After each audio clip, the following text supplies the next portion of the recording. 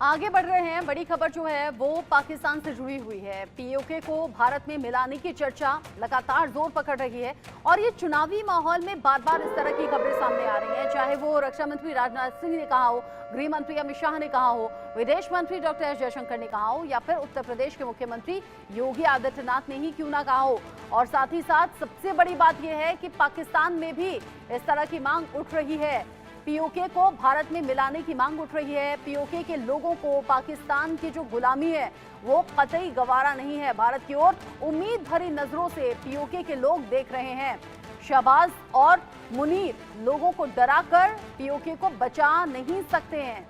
ऐसे में पीओके 4 जून से पहले हिसाब पूरा कर लेना चाहता है।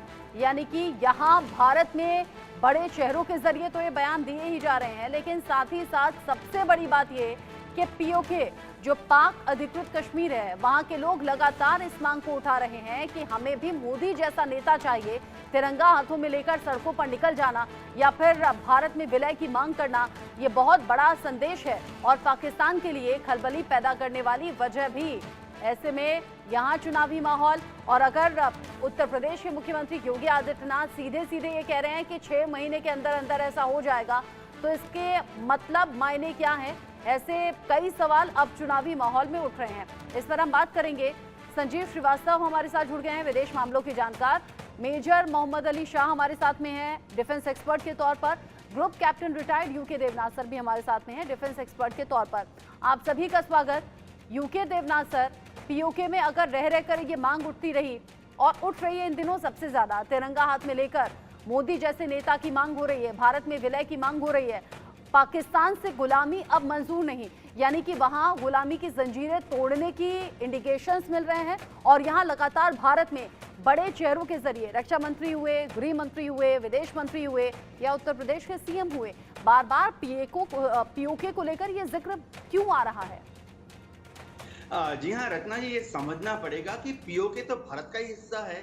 जब 1947-48 में हिंदुस्तान और पाकिस्तान अलग हुए तो जेएनके के जो महाराजा थे उन्होंने एक इंस्ट्रूमेंट ऑफ सक्सेशन साइन किया था, जिसके तहत उन्होंने पूरे पूरे के पूरे समूचे कश्मीर को भारत के साथ विलय कर दिया था। तो इसमें कोई शक नहीं है कि टेक्निकली देखा जाए, लीगली देखा जाए और मॉरल तरह से भावनाओं से भी देखा जाए तो पूरा का पूरा समूचा कश्मीर भारत का ही हिस्सा है। ये तो उस वक्त पाकिस्तान के चतुर नेताओं ने और कुछ भ्रमित मिलिट्री लीडर्स ने कबालियों को भेजकर पीओके पे जबरदस्ती कब्जा कर लिया। अब बात जहां तक रही है, जो भी हमारी स्टेटमेंट्स आती हैं हमारे देश के नेताओं से, उसमें दम होता है। दम इसलिए होता है क्योंकि जब हम पीओके की तरफ देखते हैं, चाहे ओपन सोर्स हो या इंटेलिजेंस एजेंसीज की रिपोर्ट हो, पीओके के लोग जो हैं वो पाकिस्तान के लोगों के साथ रहकर खुश नहीं है। देखिए, गिलगित बाल्टिस्तान, हुंजा, वहां के जो लोग हैं वो ज्यादातर शिया हैं, बहुत ही सरल स्वभाव के होते हैं, लेकिन उनमें स्वाभिमान कूट कूट कर भरा हुआ है और वो कभी भी पाकिस्तान की जो सुन्नी डोमिनेटेड पॉलिटिक्स है, खासतौर से पंजाबी सुन्नी जो हैं पंजाब के, जो कि मिलिट्री को भी डोमिनेट करते हैं, एडमिनिस्ट्रेशन को डोमिनेट करते हैं, पुलिस को डोमिनेट करते हैं, पीओके के लोग कभी भी उनके साथ खुश नहीं थे।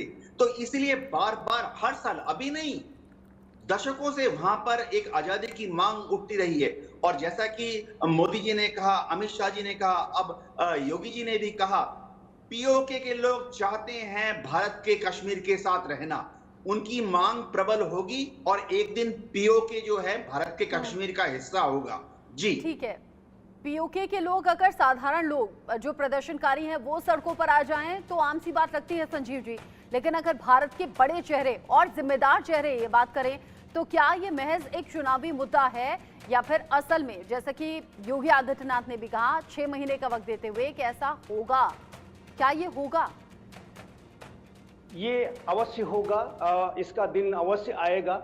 और ये जो इसमें जो सबसे बड़ा जो कंट्रीब्यूटिंग जो फैक्टर होगा वो पीओके के लोगों के अंदर जो एक असंतोष है, एक जो गुस्सा है, जो उनके ऊपर दमन, शोषण, बर्बरता, अत्याचार पाकिस्तान के हुक्मरानों के द्वारा किया जाता है, वो जो असंतोष की जो आग है वही पीओके को उनके जो मूल स्थान भारत में उनका विलय कराएगी। और ये दिन अवश्य आएगा। और जाहिर है कि जो इंस्ट्रूमेंट ऑफ एक्सेशन जो 1947 में साइन किया गया था, उसके तहत पूरा पाकिस्तान ऑक्युपाइड कश्मीर और गिलगित बल्तिस्तान भारत का हिस्सा है और वहाँ के लोग भारतीय हैं। उस पर पाकिस्तान के का इलीगल ऑक्युपेशन है और जाहिर है कि पाकिस्तान ऑक्युपाइड कश्मीर और गिलगित बल्तिस्तान के जो लोगों के जो अन्य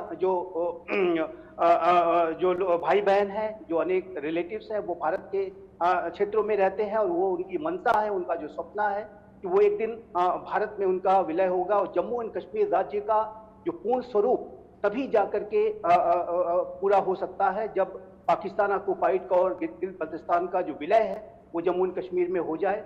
और मेरा ऐसा विश्वास है कि ये दिन अवश्य आएगा। ये सिर्फ चुनावी जुमला नहीं है और ये एक कार्य है, एक अधूरा कार्य है जो कि अभी भी बचा हुआ है। धारा 370 और 35A को हटाना एक बड़ा कार्य था जिसको कि सरकार के द्वारा कंप्लीट कर लिया गया है।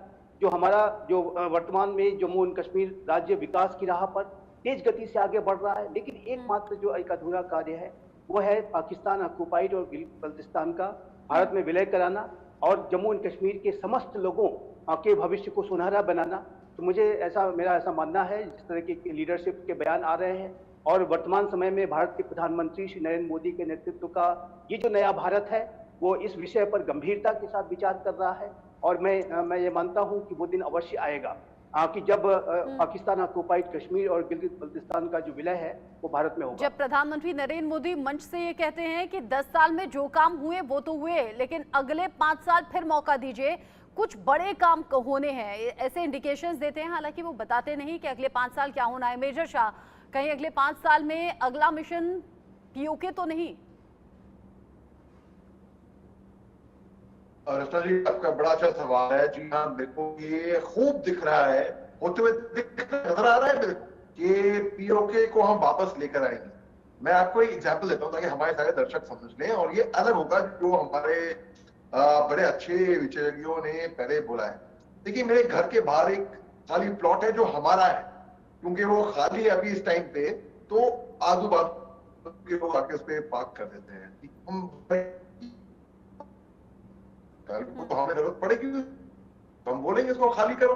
जब उसको बोलेंगे खाली करो, उनका ये थोड़ी है वो अगर अर्थों से वहां पार्किंग करते आ रहे हैं तो मतलब ये थोड़ी ना हुआ कि लीली कानूनी तौर पे वो पार्किंग स्पेस उनकी हुई, उनको एक दिन बोलेंगे हम खाली करो प्यार से।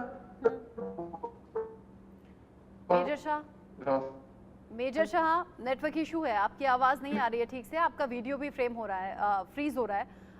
दोबारा हम कनेक्ट करेंगे आपके साथ में। जब लगातार ये मांग उठ रही है पीओके के लोगों के जरिए कि हमें भारत में विलय चाहिए, पीओके के लोग तिरंगा लेकर सड़कों पर आ जाएं और ये विद्रोह ऐसा कि फिर चाहे फायरिंग हो, चाहे लाठी डंडे चलें, वो लोग पीछे हटने को तैयार नहीं है। पीओके में पाकिस्तान के खिलाफ विद्रोह की जो अग्नि है वो थमने का नाम नहीं ले रही। पीओके में आखिर क्यों मचा है बवाल? हिंसक दमन के बाद भी पीओके में प्रदर्शन क्यों जारी है? पीओके को भारत में मिलाने की चर्चा आखिर इन दिनों क्यों जोर पकड़ रही है? इन सभी सवालों का जवाब आपको इस रिपोर्ट में मिलेगा, देखिए।